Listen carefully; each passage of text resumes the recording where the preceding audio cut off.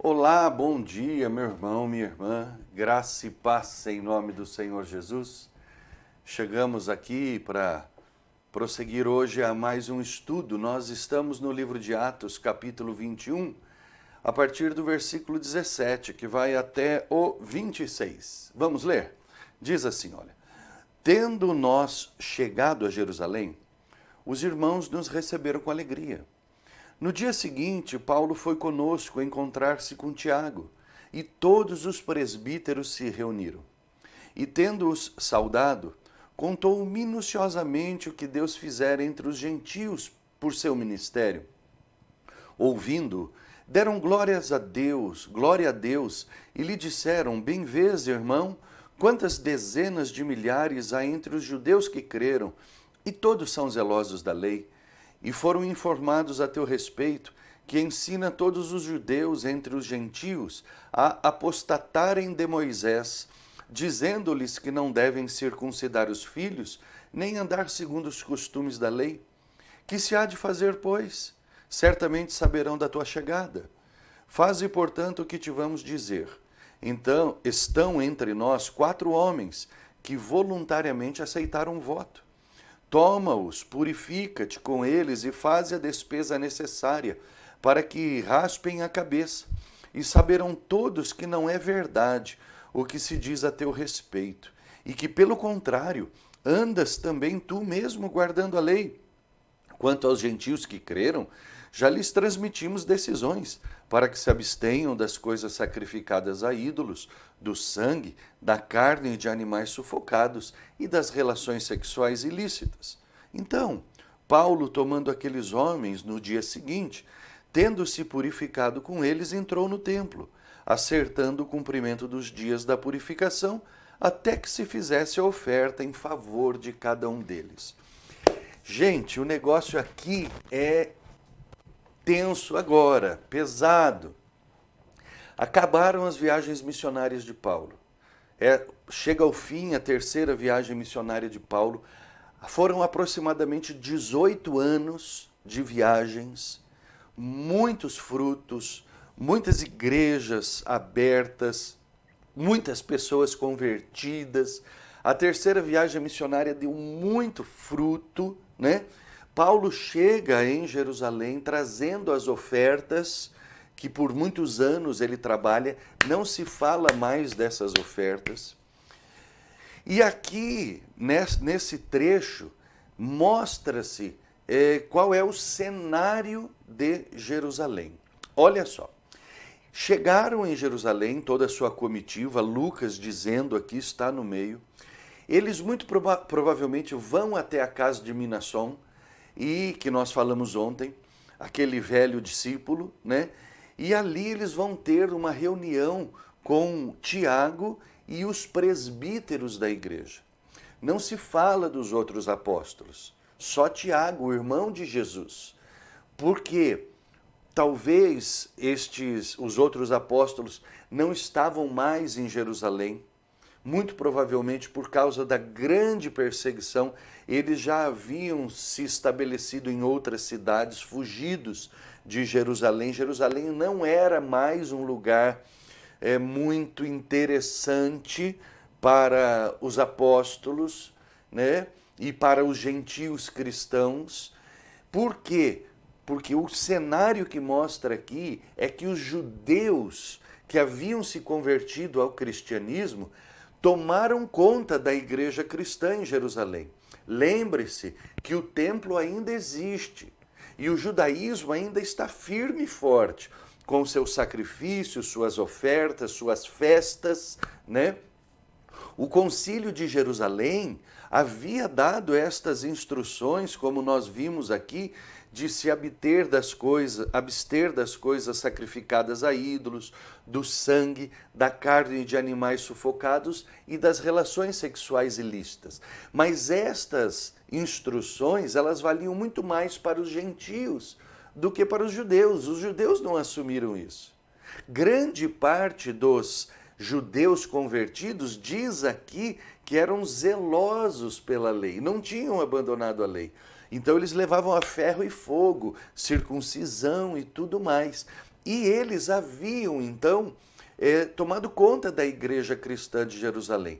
Como eu disse, o templo ainda estava em pé, o qual só seria destruído no ano 70 pelo general romano chamado Tito, o general Tito.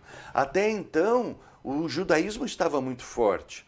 Nós vemos, assim, eu consigo enxergar, pelo menos para mim, essa destruição de Jerusalém pelo general Tito em 70 foi algo fantástico para a igreja cristã. Está dentro do plano de Deus, né? Essa destruição do templo, porque se não destruísse o templo, o que aconteceria, né? O judaísmo engoliria a igreja cristã. Das 70 semanas de Daniel, é a semana dos gentios, certo? Já estava profetizado isso lá no livro de Daniel, ok?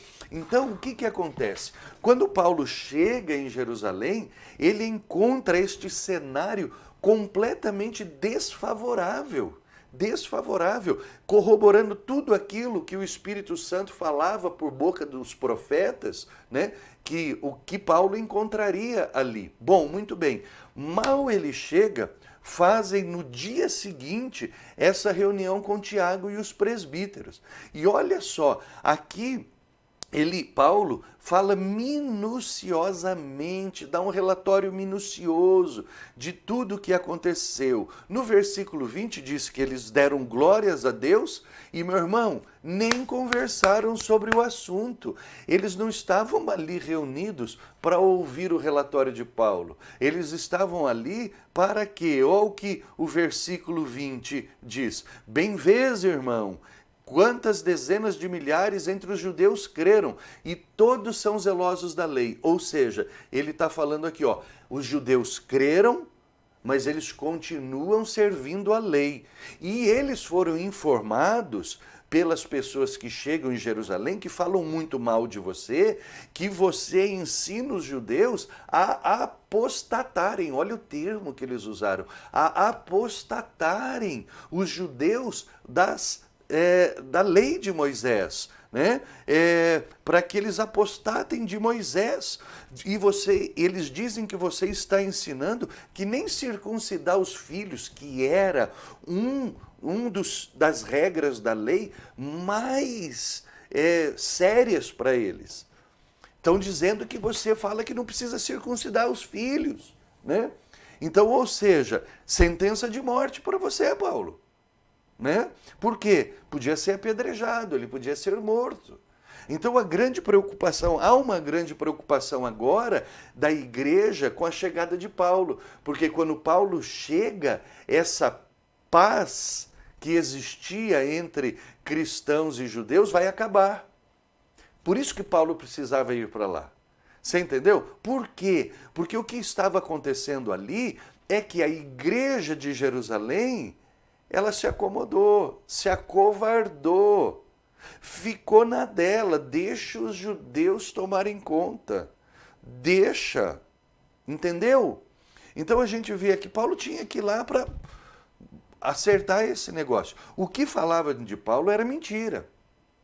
Paulo nunca ensinou que não deveriam se circuncidar. E muito pelo contrário, a gente vê Paulo ainda seguindo muitas coisas da lei de Moisés, né? Ele ainda fazia seus votos, ele queria estar na festa de Pentecoste, de Páscoa, certo? Era mentira o que se falavam de Paulo, mas sabiam que ele era o estupim para acabar com esta acomodação que a igreja estava tendo ao judaísmo.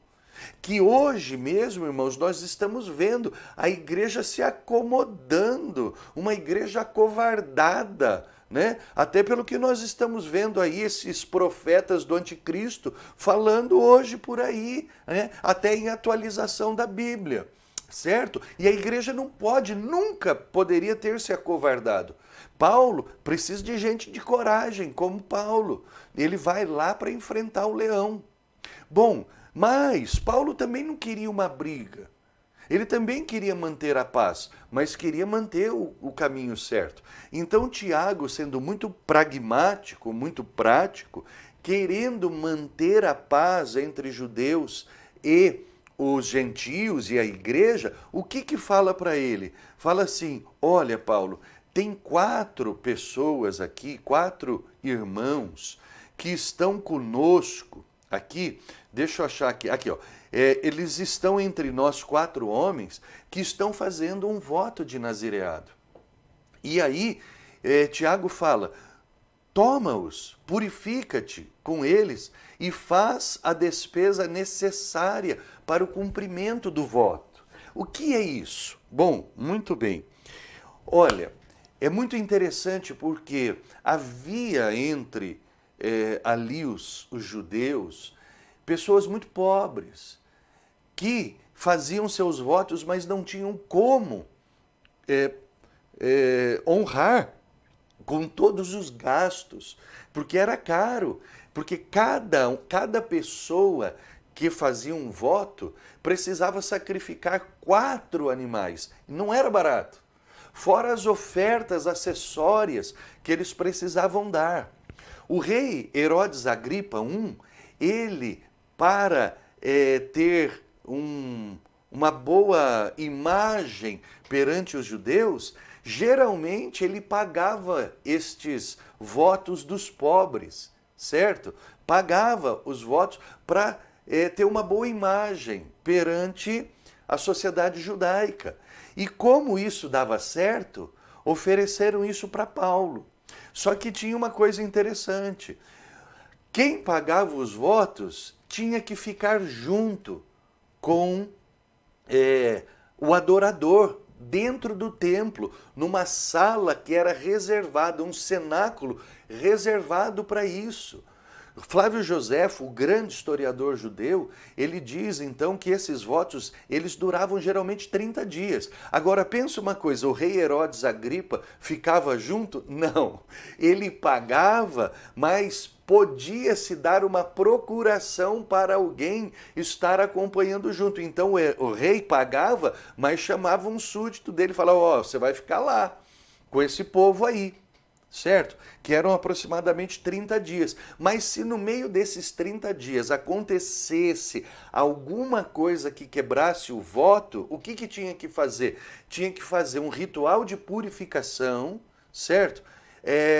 Que durava geralmente 7 dias. O que talvez tenha acontecido aqui, que nós vimos, é que se passaram os 30 dias ou mais do voto, mas precisou ter um ritual de purificação. E neste tempo que Paulo chega. Então, o que acontece? Paulo, então, ele aceita, ele vai, ele faz a purificação e fica 7 dias.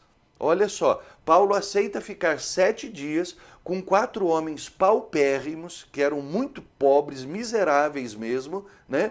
Junto com eles, os 7 dias dentro do templo, para passar esse tempo, e Paulo paga. São 16 animais, porque 4 para cada homem. Ele paga, então, as despesas de 16 animais e das ofertas acessórias dos 4. Não fica barato. Paulo, então, faz isso, né? E ele acerta, então, o cumprimento dos dias da purificação até que se fizesse a oferta em favor de cada um deles. Então, nós, por enquanto, aqui até o versículo número 26, nós estamos vendo só o cenário que Paulo está encontrando chegando em Jerusalém, findando as suas viagens missionárias, em que Paulo chega feliz. Né? Ele chega, a igreja reconhece, né, isso, mas está preocupada com outra coisa. Né? Está preocupada com outra coisa. Eles querem manter uma paz ali, né? Mas que não vão conseguir. Nós vamos ver mais para frente. Então, a gente vê aqui, irmãos, que existem algumas preocupações na igreja, né, extra, que são que tangem muito na humanidade das pessoas e que são realmente muito importantes. É lógico que manter a paz e chegar a um bem comum ali seria maravilhoso, né? Seria, mas nem sempre é assim. mas o que sempre temos que fazer é a vontade de Deus. Amém, meu querido? Muito bem. Amanhã nós vamos prosseguir. E daqui para frente, meu irmão, vai começar o drama de Paulo. Um drama, né? Com a prisão de Paulo, né? E nós vamos ver então todo esse desenrolar aqui até o capítulo 28, o final, né? Que vai desenrolar da prisão de Paulo, a viagem para Roma, né? Lá em Roma ele vai escrever as cartas da prisão, né? E por fim vai acabar morrendo lá em Roma. Muito bem, amanhã nós voltamos em nome do Senhor Jesus. Deus te abençoe.